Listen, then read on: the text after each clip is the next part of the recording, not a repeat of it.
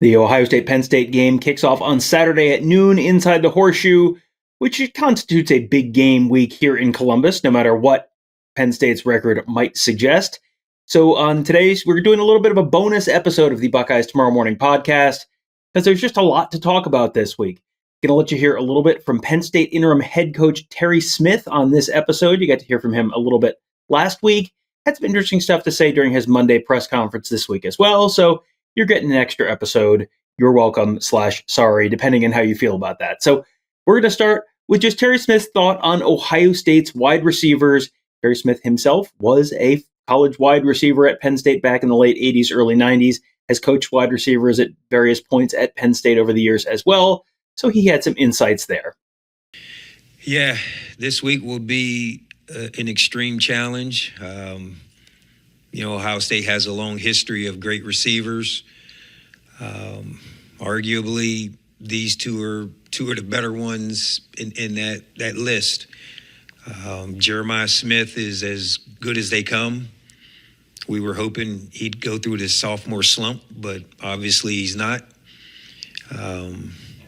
He's just got everything. He's big, strong, fast, runs great routes, competes. We have our hands full. So, our job on the back end is to make those guys earn it. We have to limit their explosive plays, keep the ball in front of us, make them earn their way down the field and not give up one-play scores. There are obviously a lot of challenges facing Terry Smith and the Nittany Lions this week. Obviously, they're coming to Columbus to take on the number one team in the nation. You can put that at the top of the list. But he's also just tasked with trying to just keep this team together because Penn State came into this year with huge expectations, Big Ten championship, national championship. All of that is completely out the window at this point. They've lost 4 games in a row, and now they have to go play Ohio State and Indiana back-to-back. That is no one's idea of a good time, even in the best of times, and this is definitely not the best of times for Penn State. So how is he working on keeping this team together? What kind of challenge has that been, and why does he feel like they'll be ready for what is ahead of them on Saturday in the Horseshoe? Yeah, it's challenging to keep us together. Obviously, it starts with my title. I'm the interim head coach. That could be portrayed as the substitute teacher. There's just someone that's different at the helm. Our routines are the same, but, I've tweaked the schedule slightly. We're going to do things a little bit different in the sense of how I would like to do it. And those guys in the locker room have bought into it. So each day we continue to get more camaraderie. Each day we get closer. Each day we continue to work harder. We have great leadership in the locker room. Even a guy like Drew Allar, has been around and been very, very present. He actually stopped in to see me this morning and asked how can he help support. And, we have that type of leadership. So the guys have been great. They've worked hard. We had a great bye week. They're buying into it. How do we go up and beat Ohio State, a number one team in the country? We have to do it together. We have to be as one. We cannot make mistakes. We have to be efficient with the football.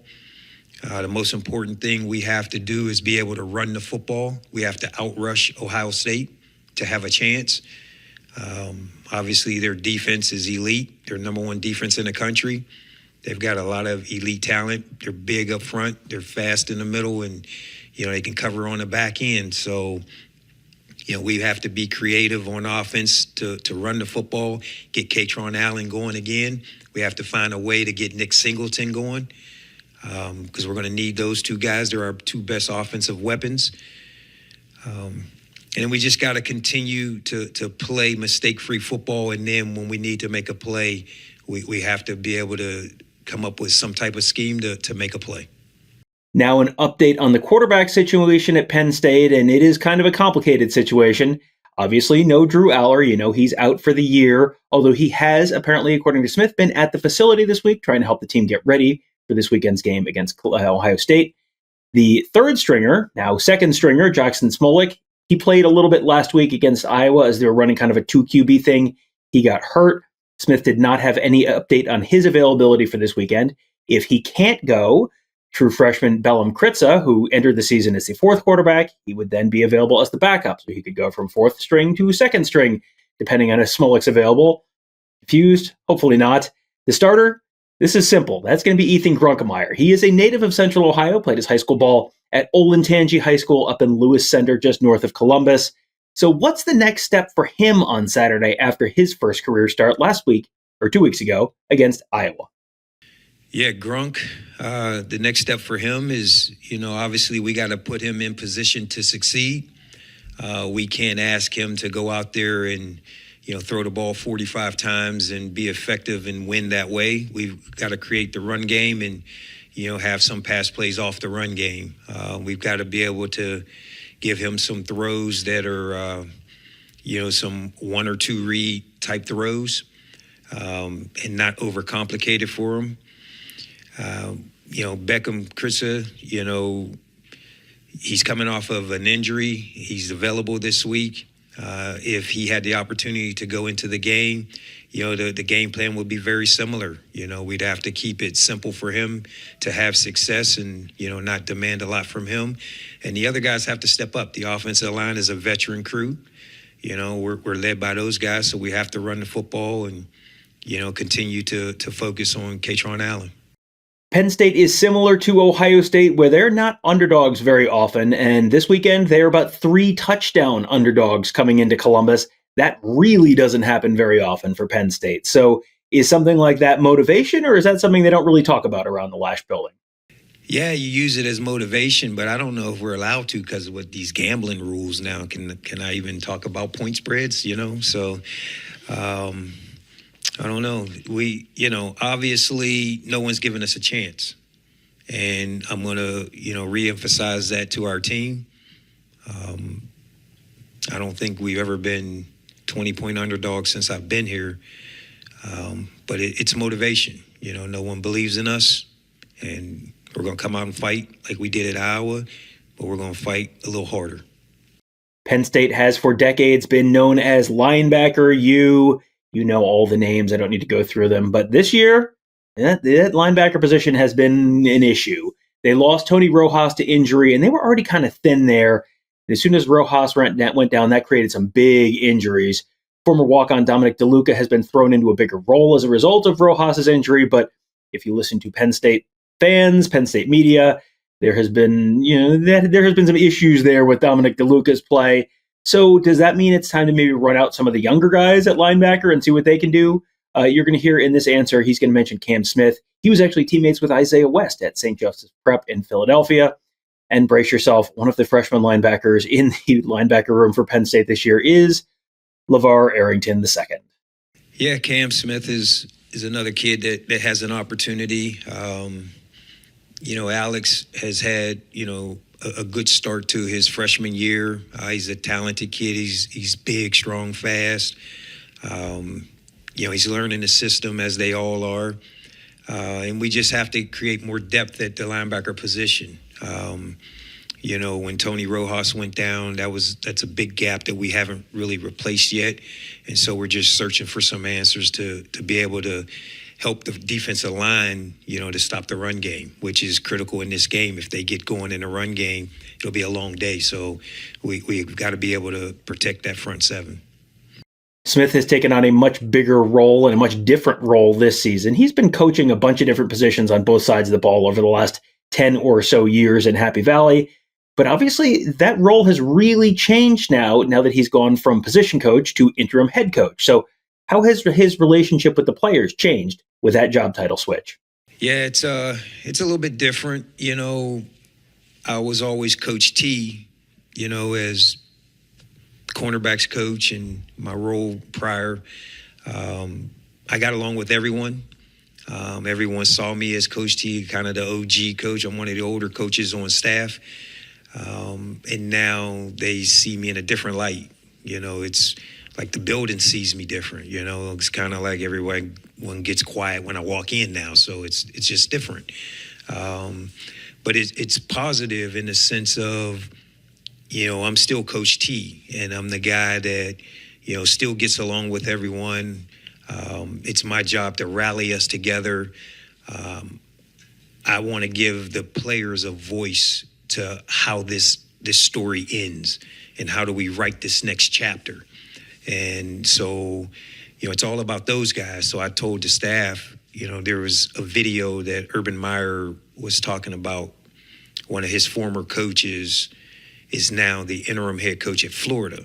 And the video basically said that we have however many opportunities, games left in the season.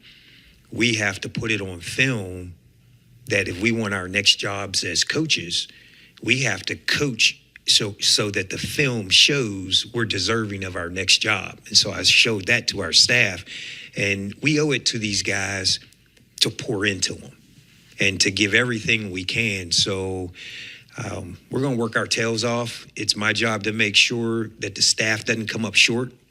We're going to demand excellence as we've always have here. And, I promised that, when we went to Iowa, we were going to play hard.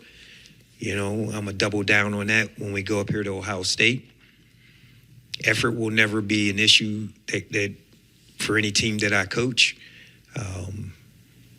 This week, we're going to try to figure out how to give that maximum effort with victory. Earlier in the show, you heard him talking about Ohio State's wide receiver position and the incredible talent that they have there.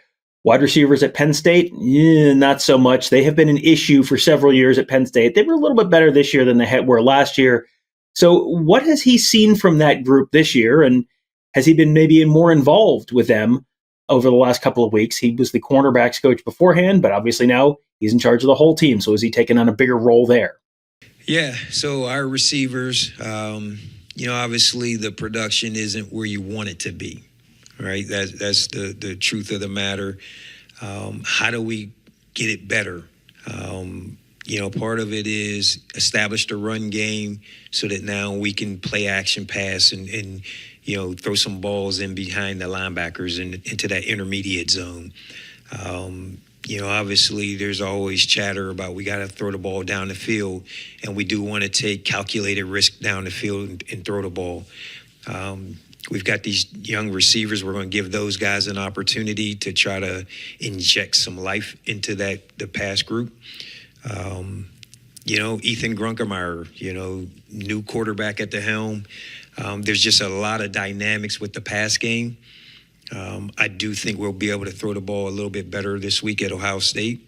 I'm demanding from Coach Kolenicki that, he's creative in the pass game in the sense that, we don't want to throw the ball so much horizontally. We want to throw it vertically. Earlier this year, James Franklin called Terry Smith the ultimate truth teller. So has that meant that Terry Smith has maybe had to have some hard conversations with people over the last couple of weeks after he took over James Franklin's job? Yeah, I am known in the building as the truth teller, and you guys probably can tell because I tell you the truth as well. We've had some tough conversations. It's just the only way I'm built. I would want to know if I was falling short so that I can fix it. And it's how I was raised and brought up. The one thing that I worked very hard on in my truth telling is trying to not be so direct and deliver such a hard message. I'm working really hard on that. I'm a work in progress, so please bear with me. But we've had those conversations with staff members. They've been great.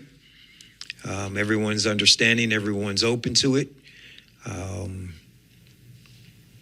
We're going to continue to work and push forward in no sense and just try and figure out how to get to victory. So, tough conversations are a part of our business, and they're necessary, though. Talked about the quarterbacks earlier in the show. We're going to talk about them again. Can never get too much quarterback talk. The Nittany Lions ran out some 2-quarterback look at Iowa with Ethan Grunkemeyer and Jaxon Smolek both taking snaps there. Was that what made that something that they went to in that situation? And if Jaxon Smolek is out this week, is that something that they'll still stick with?